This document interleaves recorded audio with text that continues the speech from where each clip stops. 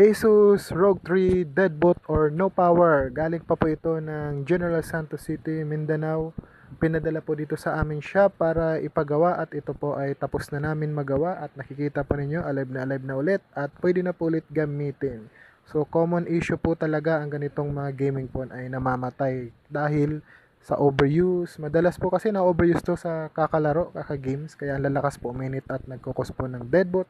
Sa mga may problem ng ganito, PM lang po kayo sa aming Facebook page at kami po ay magre-reply dyan. Pero pasensya na po kung late ang aming message kasi sobrang busy po talaga sa shop. Araw-araw may ginagawa mga deadboot phone. So itong Asus ROG 3 na to ay pwede na po namin ipadala via LBC pabalik sa owner sa General Santos City. So yun lamang mga ka-gadget site. Thank you and good day. Meron po tayong full tutorial nito sa ating YouTube channel kung paano po namin binubuhay or ginagawa ang mga deadboot gaya